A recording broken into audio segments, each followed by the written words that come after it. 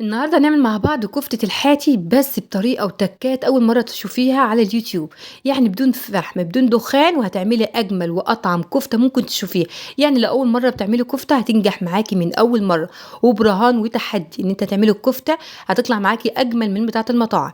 يا ريت لو أول مرة بتشوفيني تشتركي في القناة، اشتراكِك ينورني، كلمة اشتراك اضغطي عليها وفعلي زر الجرس على الكل، وما تبخليش عليَّ يا ست الكل بقى بلايك حلو منِك كده عشان يرفع الفيديو لأكبر عدد.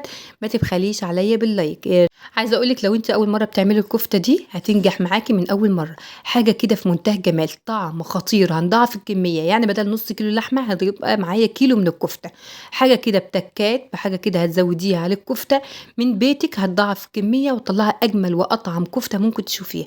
تعالوا نشوف الطريقة الطريقة سهلة جدًا وبسيطة جدًا وهتنجح معاكِ الكفتة بالشكل اللي أنتِ شايفاه ده. نُص كيلو من اللحمة المفرومة لو محطوط في الفريزر ممكن لو في مَيّة ممكن تصفّيه من مَيّة اللي هيبقى فيه دم كده تصفّيه كويس.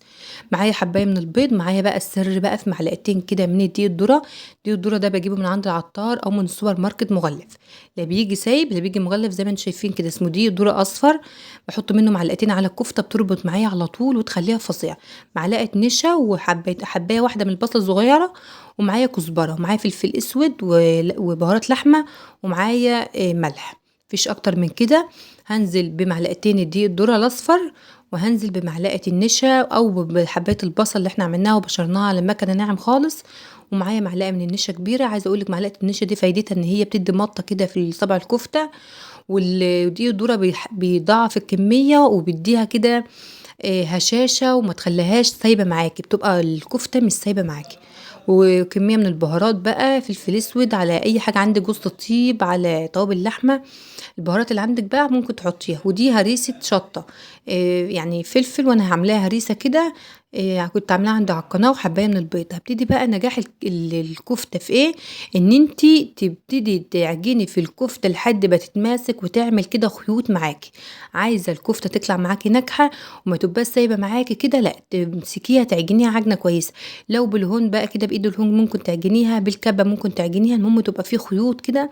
فضلت أعجن فيها لحد ما عملت خيوط معايا كده واتماسكت كلها مع بعض، عشان ما تبقاش سايبة معايا، ومعلقة صلصة وعليها نقطتين كده من الزيت. هي بقى الشبكة زي ما أنتِ شايفة كده والخشب شيش طاووق ده، ومعايا الصاج ده، هابتدي أحط في الصاج مَيّة وأحط الشبكة زي ما أنتِ شايفة بالضبط. تابعي الفيديو معايا للنهاية عشان كلها خطوات مهمة وتطلّعي معاكِ الكفتة ناجحة 100%.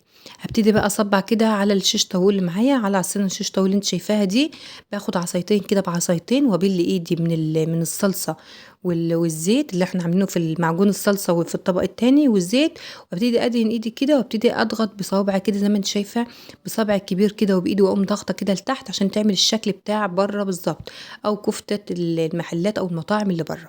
بابتدي أضغط بإيدي كده وبصوابعي كده وأقوم ضاغطة بصابعي عشان تعمل فواصل كده زي ما بتبقى كفتة اللي برّه. حسيت إن الصابع كبير فابتديت أقسمه لمرتين، وابتدي أحط بقى على الشبكة زي ما أنتِ شايفة كده.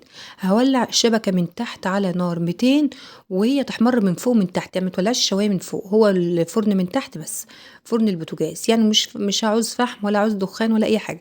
وبعد كده ممكن تفحميها براحتك، تولعي حتة فحم وتحطيها في وسط الكفتة، هتبقى كفتة فظيعة، بجد طريقة أنجح طريقة للكفتة هي دي. أنتِ بتتابعيني من أنهي بلد عشان أرحّب بيكِ في القناة، التعليقات بتفرق معايا خالص يا جماعة، يا ريت حتى لو حرف، لو قلب، لو وردة، لو أي حاجة منكم أنا هافرح بيها، تعليق حلو منكم كده يفرحني، ويا ريت تقولي لي أنتِ بتتابعيني من أنهي بلد عشان أرحّب بيكِ في القناة. وهابتدي بقى أصبّع الصوابع زي ما أنتِ شايفة كده، عايزة أقول لِك بُصّي أنجح حاجة تعمليها من أول مرة والكفتة تطلع معاكِ بالشكل اللي أنتِ شايفاه ده. هابتدي أصبّع زي ما أنتِ شايفة كده على العصيان الخشب دي، وهنولّع الفرن على 200 وأحطها على الشبكة. وبعد ما نخلّص الكفتة بقى تعالوا نشوف هنعمل الرز مع بعض، الرز الأصفر بقى بالخلطة الجبارة، أجمل من المطاعم بمراحل. أنا خلّصت الكفتة خلاص أهي، وابتديت بواقي الصلصة اللي كانت في الطبق ابتديت أدهن وش الكفتة بيها عشان تحمر كده ويبقى شكلها لونها حلو. معايا نُص كيلو من الرز البسمتي وجزر مبشور، وحباية من البصل صغيرة خالص والجزر المبشور والقرفة والورق الغار وشوية توابل كده من توابل الكبسة والحبهان. باروح للعطار باقول له أنا عايزة توابل كبسة فبيدّيني كده توابل للرز البسمتي تحفة، أو ممكن تقولي له أنا عايزة توابل الرز البسمتي، بيدّيكِ برضه خلطة كده جميلة جدًا للرز جميلة، بجد بتطلّع الرز زي بتاع المطاعم بالضبط.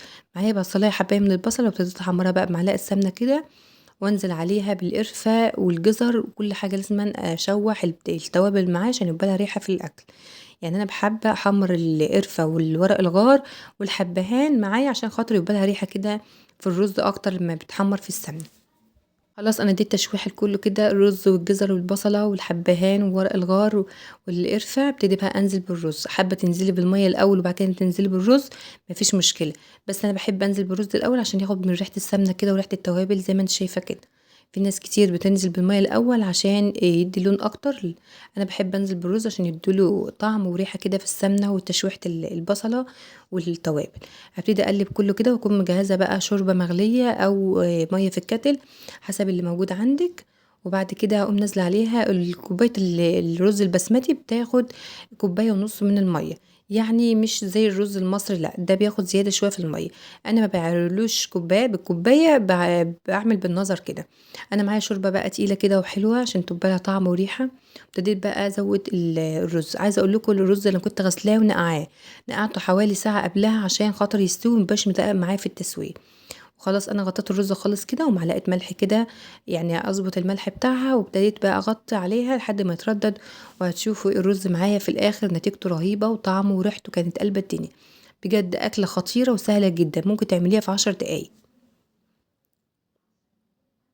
عايزه اوريكم بقى الرز بعد ما اتشرب من الشوربه وتردد خلاص تحفه، بجد ريحته خطيره وطعمه رهيب. اعملوه بنفس الطريقه. خلاص بقى الرز بيتردد اهو، شرب من الشوربه وبيتردد، ريحته بجد خطيره.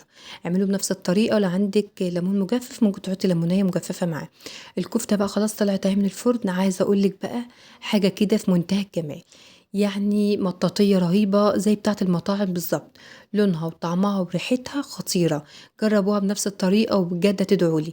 ويا ريت اول ما تعمليها وتطلع بنفس الطريقه تكتبوا لي في تعليق حلو، ممكن كده يفرحني ان هي طلعت معاكم. الكفته طلعت ممتازه بالطريقه والشكل اللي انتوا شايفينه ده. ويا ريت ما تنسونيش في تعليق حلو منكم كده يفرحني، وما تبخلوش عليا باللايك. باكد اللايك يا جماعه عشان هو اللي بيرفع الفيديو وبيرفع القناه. اتمنى ان انتوا ما تبخلوش عليا باللايك. ويا رب يكون الفيديو عجبكم والكفته تكون عجبتكم بطريقه حلوه.